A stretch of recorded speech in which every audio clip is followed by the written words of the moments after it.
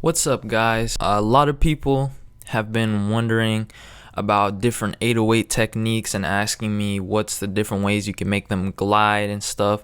So I decided to make this video, and obviously you can tell by the title what it's going to be about. But it's going to be basically techniques and tricks that you can use with 808s or stuff that's really common that you may not know how to do. And for this tutorial, I'm going to be using the 808 Essentials pack because it's perfect for what I want to demonstrate. But basically, I'm going to go over how you can make your 808s glide, how you can make them hit harder with compression, as well how to get the Polo Boy Shouty or the BeatPluggz or the Zaytoven delayed kind of kick effect, as well as distortion and all that. And I'm going to be using Ableton, but don't worry if you're using FL Studio. I'm also going to have an explanation on how to do some of these things in there as well. And all of these apply to everything as long as you're using 808 samples or a 808 plugin. I don't know what you're using, but as long as you're using 808s, this should work. Anyways, I appreciate your time. If you do enjoy this, then go ahead and leave a like, and let's get into it. Alright, so hopefully I can be straight to the point and concise so that you guys can go ahead and take these tips and put them into use right away. But the first tip and technique I'm going to go over for 808s is how to glide them. And this really applies to any type of sound, but I'm just going to select an 808. I'm going to use the massive 808 from my 808 Essentials pack just because that was what was selected. And if I go ahead and play this, that's what it sounds like right there. So first of all, what you want to do is change the beat mode, the warp mode from beats to complex. And you want to hit this little E, and then you want to select transposition, which is the pitch. So this is basically what's going on when you hear a glide, is the pitch is going to be going either upwards or downwards. So if I go ahead and play this, it's going to follow this line, right? This curve, I guess. I can make it go down as well. But most of us want to know how to do this in note form with MIDI. So how you would do that is that you get a sampler real quick. And in every program, there's a sampler available. It may be called something different than just sampler, which is what it's called in Ableton. But I know there is one in FL Studio. There are samplers in Logic and all that. But what a sampler allows you to do is play a sound or any sample using notes. So first thing you want to do is usually turn up the release, which is how long the sound takes to fade outwards. So right now I'm just hitting it once and it's fading outwards. But what you're going to notice is that when you play them close together, they start to overlap, which is just nasty. That's nasty. So what you want to do is turn down the voices to 1, which means only one can play at a single time.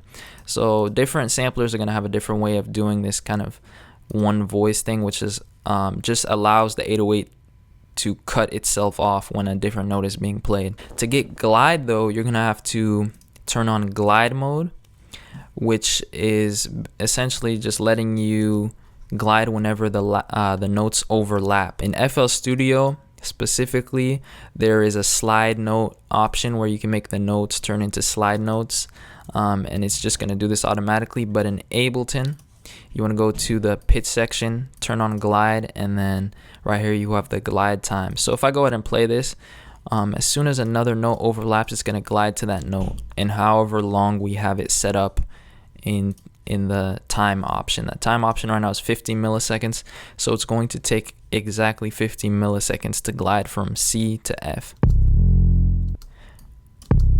And I can change this to any note, and I can just draw my patterns however I want to. Can make it go downwards as well.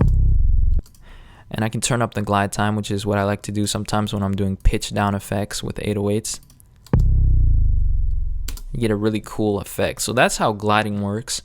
Hopefully that made sense. Again, you can do this in any sampler from other DAWs, digital audio workspaces, and it's gonna look different obviously, but that's how you do it in Ableton. And I'm just gonna go ahead and move on to the next tip real quick. All right, so tip number 2, let's get into it. Tip number 2 is how to make your 808s sound a lot more punchy. So right now I have this pattern, and I'm gonna turn on the looping so it just keeps looping. And basically it's an 808, and then I have a clap just to keep the rhythm, I guess. And we're just gonna go ahead and listen to the pattern right now.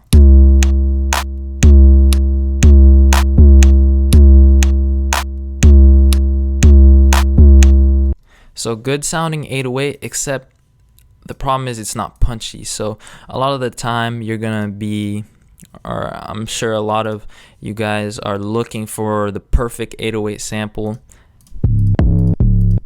And you know there's a few punchy ones, but in certain cases the 808 is gonna sound good, but it's not gonna be punchy. So the second tip is to just add a kick to the front of it. So I'm just gonna go into my Cavalier kit, which is also on my channel. And I'm just using this because it has so many punchy kicks. If I get a kick right now and add it to the front, each time that the 808 hits, it's gonna give it that punch that's missing from the sample. And we're gonna compare part A to part B, which doesn't have the kick.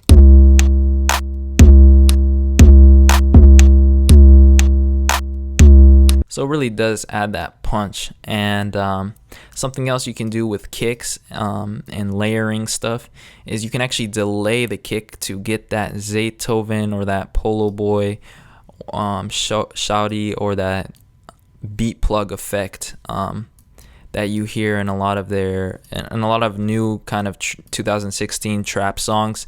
The kick is delayed, and it gives the whole 808 a weird kind of texture. It sounds soft, but at the same time it's super hard. So let's go ahead and play it. So I'm sure we've heard that a lot. So if you compare a regular 808 and then one with a delayed kick, if I look closely, the kick is actually coming in a little bit later, as you can tell. Yeah, that's basically the second tip, which is just to layer kicks with your 808s. And yeah, if you're wondering, this 808 is actually from the same pack that I was using earlier, the 808 Essentials one. And I'll have a link to that pack in the description. But let's go ahead and get into the third tip. And I am using the sampler version right here, but there's also the wave sample, the wave file if you're using a different thing than Ableton. But yeah, that was tip 2, is to add a kick to the beginning of your 808s to hit harder. And I'm actually going to go into further detail about compression and how you can really beef up the kick and really make it even more punchier than it is with just the kick added. So yeah. So the third technique, the third secret technique for 808s, for some people it's not going to be secret because they already know, but the third technique is side chaining, which is basically allowing space for the kick when you're playing the 808 and the kick. So right now, if I just enable these two last sounds right here and I close these two and turn them off, if I listen to it, the 808's gonna sound punchier than without the kick, but it really is not that much punchier, and you can kind of hear that it's clashing with the kick is clashing with the 808. And I did turn on the volume because it was clipping earlier. But side chaining is essentially taking the volume of the 808 and fading it inwards. And as you can tell, the wave is going away at the beginning. And this is called attack right here. The attack is the beginning of the sound. So you're increasing the attack and you're leaving room for the kick. And there's different ways to sidechain, but and you're gonna have to look that up in FL Studio separately. But in Ableton, you can get a compressor. I put it on the 808 and I sidechain from track 3, which is the kick, and I can turn up the ratio, turn down the threshold, which is going to activate it every time the kick comes in. And now when I play this, it's automatically decreasing the volume of the 808 every time the kick comes in. and it allows the kick to come through. And again, there's a tack right here. It tells you how long the fade is going to be, or how long actually the sidechain takes to kick in. So actually, the shorter it is, the faster it's going to duck the audio down. But that's how to do it in audio. The sidechain also, the compression sidechain also works with MIDI clips as well. But like I said, it's all about the attack of the sound. So as you can tell in this sample right here that I have, there's an attack knob right here, which is basically how long it takes the sound to fade in. So if I turn up the attack and I turn it downwards, it's going to make it shorter, and then higher, it's going to make a longer attack. So it's going to sound softer. So that's another technique, is turn up the attack, and then when you layer with the kick, it's going to leave space for that kick and really emphasizes the punch. And something else to note is that sidechain does not only have to be on the kick. It's a technique that can work with any instrument. So let's say I have a clap as well. I can add the sidechain. I can duplicate this, and I can also sidechain the 808 to the clap. So every time the clap hits, it's going to duck the audio, and every time the kick hits, it's going to duck the audio. And you get this really nice compressed feeling. Everything is like more glued together, I guess. And now when I turn it off, everything sounds a lot weaker. So definitely use sidechaining. Basically, it's just useful for making space for the kick. So very useful. Sidechaining, definitely keep that in mind when you're using 808s. Alright, so if you want to do the Zaytoven delayed kick effect, I forgot to mention this, but you don't want too much sidechain. You kind of want to turn off the sidechain compression.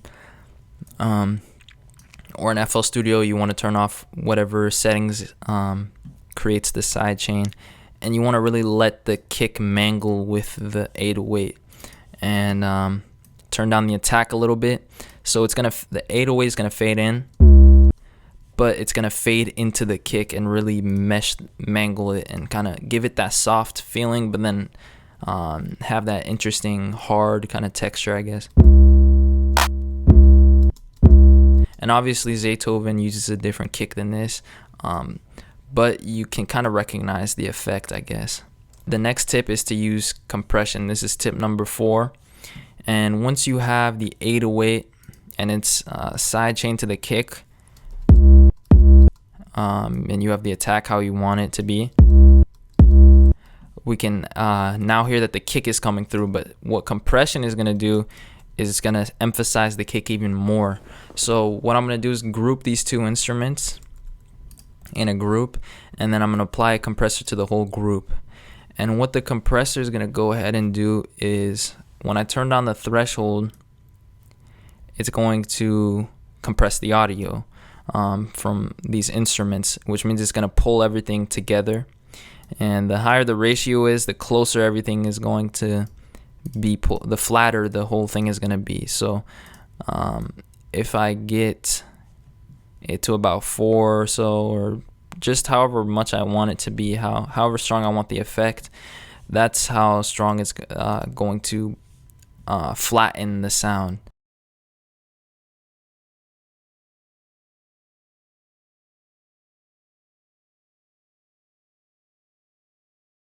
So the thing about having punchiness is that punchiness is created based on how loud the kick sounds relative to the other sounds.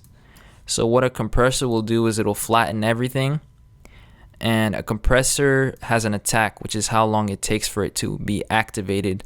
So if I go ahead and turn up the attack of this compressor to about 40 milliseconds, it's going to take 40 milliseconds before it really kicks in and flattens everything, which means this kick will have 40 milliseconds to really punch through everything until everything is flattened down. So it even further emphasizes the the punchiness of everything. So that's with the compressor, and then without. So it's kind of confusing. If you're very logical or visual, then you may understand, but basically it's flattening everything to a certain volume, and the attack is how long it takes for all this sound to be flattened to the same volume. So for 40 milliseconds, things can punch through louder. So for 40 milliseconds, the kick has time to punch through before everything gets compressed downwards. So that gives it the effect of being louder than everything else, and that's how you achieve punchiness.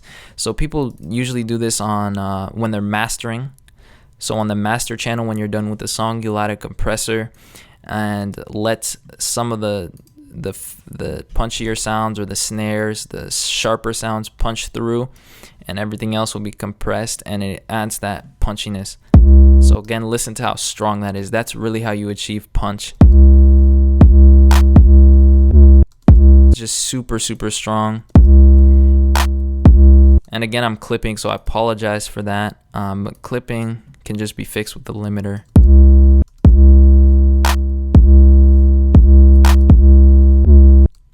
But definitely look into compression. I hope my explanation of it made sense, but I don't want to spend too long on compression because that's not what this video is about. There's so many ways that you can use it, and it's really a tool that's used very widely. It's not just with 808s, but it's definitely useful when you add it to a group with or to a send or to a bus.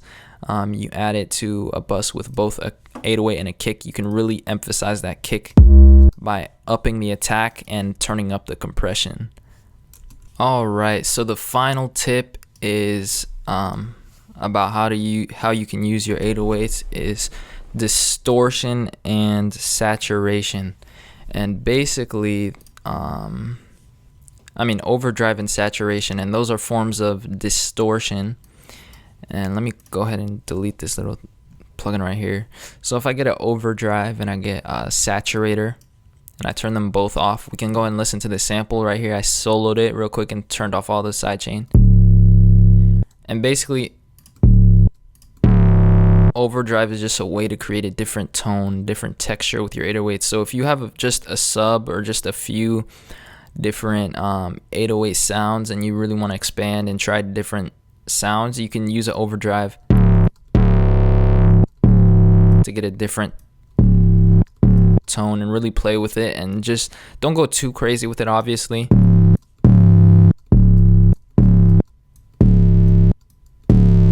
But you can try different frequencies and get a different sounding 808. So overdrive is a little bit stronger, I guess, and there's a different type of distortion behind it. But this is the original, and then this is with overdrive. And this is just one setting. Like there's like infinite possibilities, really. And then a saturator is just gonna strengthen certain frequencies, I guess. And you can also do it to get some distortion. So if I turn up the drive, there's different modes. I'm not exactly sure how everything works, but it beefs up the sound.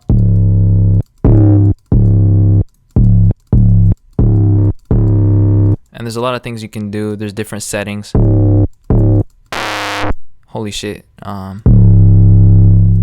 There's also a dry wet knob, which allows you to have that texture without losing the fundamental of the 808. So really, distortion can just create some crazy experimental effects. It can even create subtle, just making the sound more beefier, I guess, or more beefy. I'm sounding like fucking DJ Carnage again.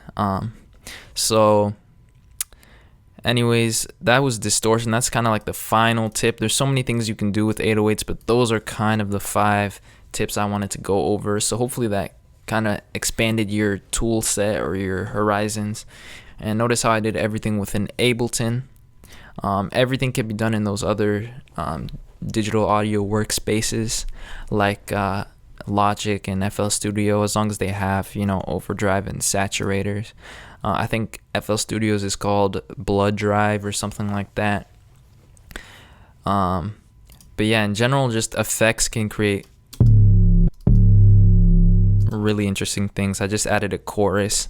So that's the final tip. Just don't be afraid to use effects on your 808, and especially overdrive and saturator. Those are distorters, and they'll really up the intensity of the sounds.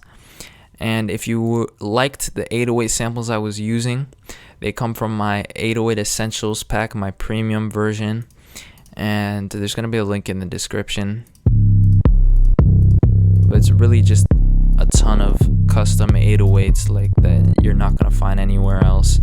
And they were actually custom saturated, and none of them are too crazy, but they're they're not too distorted to the point where you can't use them, but they all have fundamental differences, and then you can go ahead and do your own edits using the saturator and the distortion plugins that you may have, which was kind of the logic behind that. I didn't want to create some crazy freaking super oversaturated stuff, so they're all very quality 808s.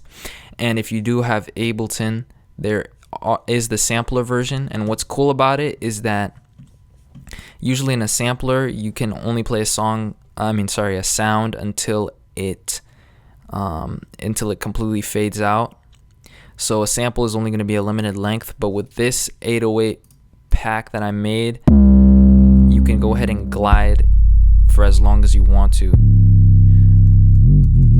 and hold the sound as long as you want to. And there's the attack already built in, the release as well. So it's just super useful, and definitely something that I use. That's my go-to, and it's actually my personal 808 pack. You really won't need anything else once you get that, other than like a sub or something to create that sub sound that's common in certain types of hip-hop. But anyways, thanks for watching. Leave a like if you learned something.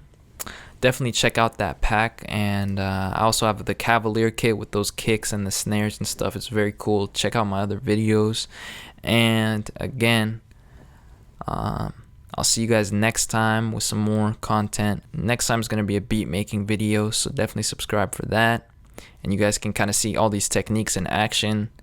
So yeah, hopefully this was helpful. Let me know how I can improve or what you want to see next, and I'll see you guys next time.